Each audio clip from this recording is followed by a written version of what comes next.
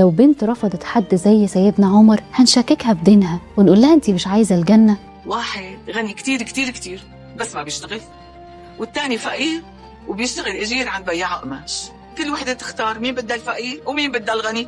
ايه المعيار اللي بتختاروا بيه شريك حياتكم؟ هتلاقي ناس بتختار على اساس الشكل، وناس تانية بتختار على اساس الفلوس، وناس تالتة خالص بتختار على اساس الاخلاق. في ظل نسب الطلاق اللي ارتفعت بشكل مش طبيعي الفترة الاخيرة، مرحلة الخطوبة بقت اخطر مرحلة في الجواز، لازم فيها ندقق كويس ونختار صح. الوعي بالاحتياجات الشخصية، يعني تبقي عارفة ايه الشخصية اللي تناسب احتياجاتك. سيدنا عمر بن الخطاب الخليفة العادل اتقدم علشان يخطب ام كلثوم بنت ابي بكر، رفضته وقالت للسيدة عائشة هو خشن العيش شديد على النساء، ما انبهرتش عشان هو أمير المؤمنين. قالت بكل وضوح إن هي مش عايزاه، شخصيته مش مناسبة لشخصيتها. اللي بيحصل دلوقتي إن لو بنت رفضت حد زي سيدنا عمر هنشككها بدينها ونقول لها انتي مش عايزة الجنة، لكن الحقيقة إن هي واحدة عارفة احتياجاتها. سيدنا عمر على فكرة احترم رغبتها جدا وما قالش أي حاجة، واحترم قرارها. الخطوبة قرار حياة اتأنوا فيها، الإسلام سابق لعصره.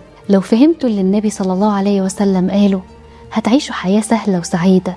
علشان تقدر تقيم الشخص اللي قدامك صح، اسأل نفسك بصدق، هل في بينكم تناغم في الشخصية، تكافؤ نفسي؟ هل انت راضية عن شكله تماما؟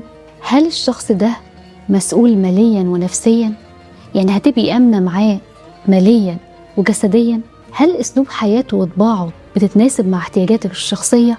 لو الإجابة لأ، اتأني شوية وفكري، لأن الخطوبة قرار مصيري هيتوقف عليه حاجات كتير، قرار محتاج حكمة كبيرة وتفكير عميق. شوفي الهدي النبوي في الخطوبة وتعلميه وفهميه كويس، وهتعيش حياة مستقرة. خدوا وقتكم في التفكير، ما تستعجلوش، لأن التأني في البدايات بيجيب السلامة في النهايات.